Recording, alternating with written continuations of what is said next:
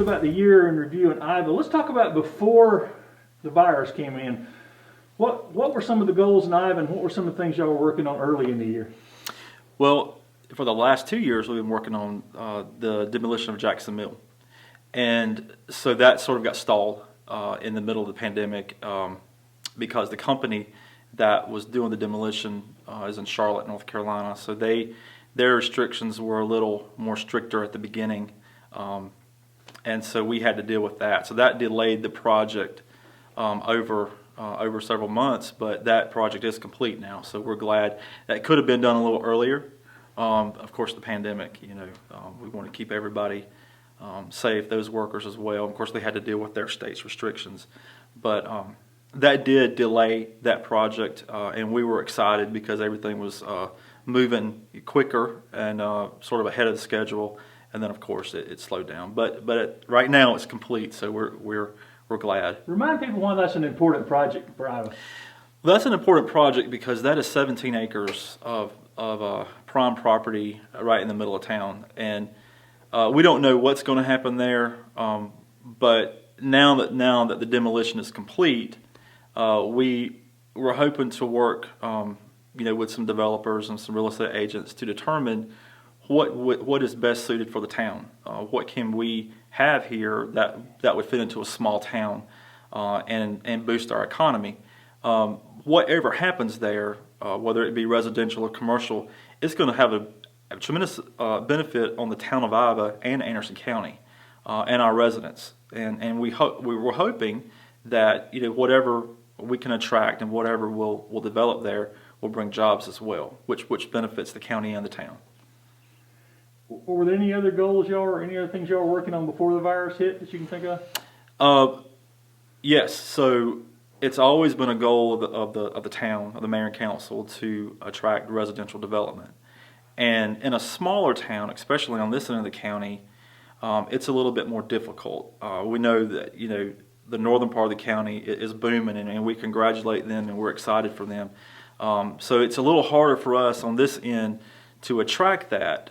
We do have natural resources here that people love, but they're more rural based. We have the fresh lakes here, and we have a great agricultural based community here. So high density residential development is probably not going to happen right now. But to have some residential development, we're wanting to focus on that. And that has been a goal for quite a while. I think you'll see us get a little bit more energetic about that in the next couple of months. Because we do see that happening all over the county. And like I said, we congratulate the other towns, and the county's done a tremendous job in doing that. But we do want to get our share of it here as well. So we may have to work a little harder, but we're willing to do that. We don't know what the census will be when those numbers come out, but we're thinking we should have, we annexed a little bit, and then we've got a new apartment complex that's here in town now. So the numbers should round out to about 1,650, we're thinking. Okay, so it's a pretty good sized town.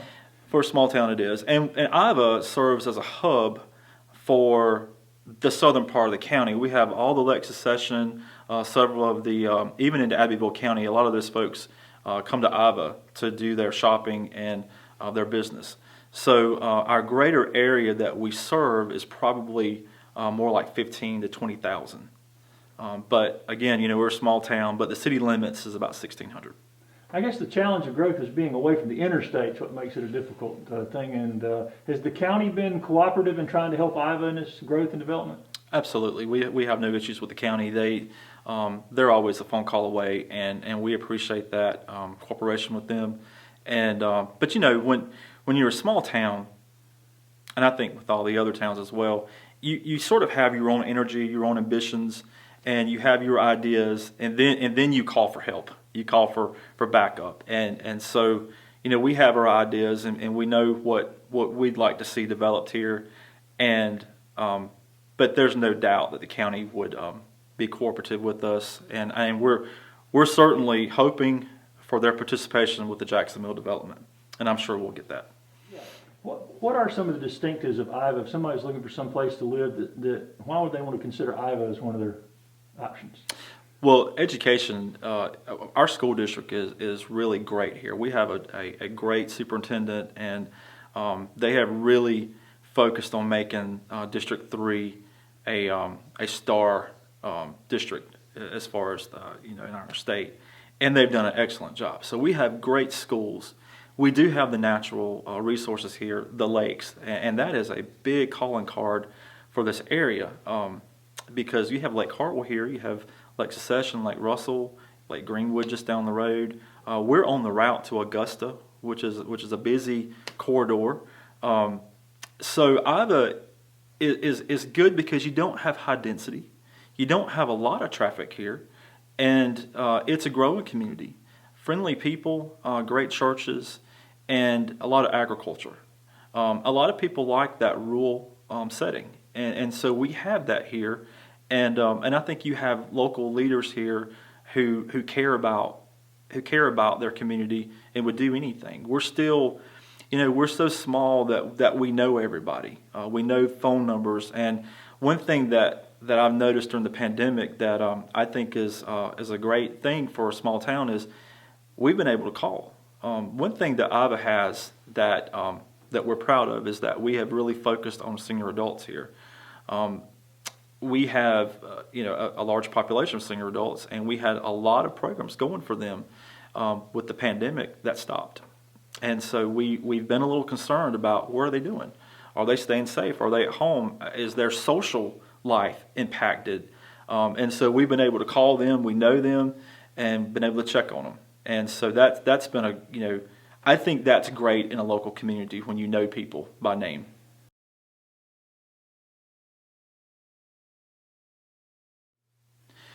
Well, we've canceled a lot of events this year. We take the virus serious. We've had a lot of people disappointed. We canceled our parade. We canceled our summer nights concert series.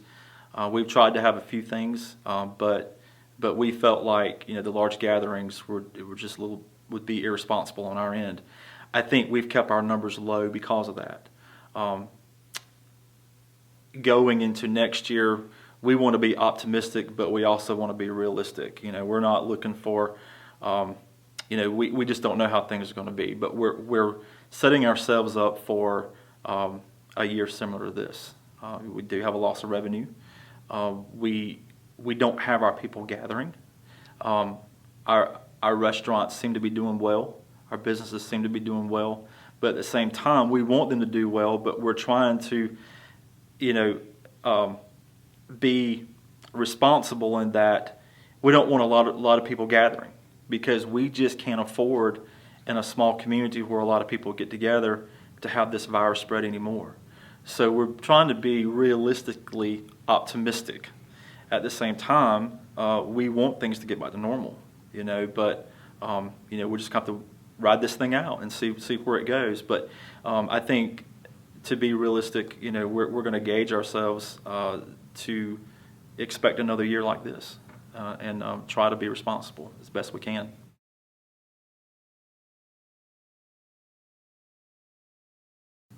Well, we would love to have our events next year, because that does bring in folks into Iva, and when they're here, they shop, they eat at the restaurants. We don't know that that's going to happen, but we obviously want to continue on with plans to develop Jackson Mill. These are things that we can do in the office. These are planning things that don't involve a lot of people coming in. So while we're not able to host the events and have things like that, we can use that time to really focus on the things that are really going to matter in years to come. Development doesn't take place in a matter of months. It takes years. So in this time where we're sort of, we're in town hall and the doors are locked, it gives us an opportunity to really work on those plans with the zoning, with the infrastructure and all that stuff, the grants that we'll have to write. So while we're in a pandemic, as bad as that is, it does give us time to work on these much needed things too. And I know that sounds a little weird, but the fact is, we will utilize that time for these kind of things. As far as grants go, we don't know what the impact is going to be as far as is money going to be available with these agencies for us to be able to apply for. We hope so, and we're going to move on as if the money's there, but I guess we'll see next year what the impact is going to be fiscally. But you have to plan for the future, and you have to work towards that.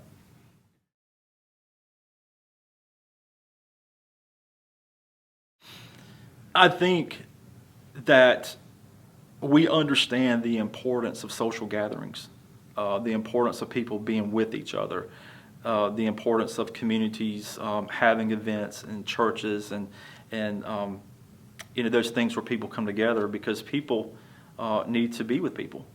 And so once the vaccine is out, we want to get back to that as soon as possible, because that's a small town's charm, is when you can have a local event, have a band out, and you have people smiling and happy. So that is one thing that we're definitely looking forward to doing, just getting people back together. Our senior adult programs, I don't think we really realize the value in those programs. The county has been a tremendous help with those congregate dining programs, and it was going so strong. We had 40 or 50 senior adults three times a week that were meeting and having this meal with this congregate dining, and they were not only were they being fed with a nutritious meal, but they had entertainment, they had activities, and we've realized, hey, that's a tremendous loss right now. So that is something that we're definitely going to get back as soon as we can. And I think knowing the importance of that, it will make us, plan for a better gathering. Obviously, with social distancing and with safeguards in place, but we've got to get that back as soon as possible. And I think it'll be better. I think it's going to be a lot better for us, because we know how important it was to our senior adults, but even to the senior adults, because they've missed it for so long. They know what an important thing it was for them during the week to get out of their house, to have something to look forward to. So that's one thing. I think the pandemic has also taught us the importance of having policies in place that protect our employees. We have to be examples. The employees have to be examples to the community. And I think that one thing we realize is that we are role models. Town leaders are role models. And so post-pandemic, I think the way the community looks at its leaders is going to be important. And I think this has really taught us that. And I don't know what that means as far as what we do post-pandemic to be better role models, but I think that is something that we definitely have to look at doing. We'll cross that bridge when we get there, but that would be a goal in the future as well. And that's something that we learned from the pandemic. We have a website, townofiva.org. We have a Facebook page. That's Facebook/townofiva. And then obviously you can call us, 348-6193. Town hall is open, and but I think the website is probably the best avenue to contact us. And we're always posting on Facebook as well.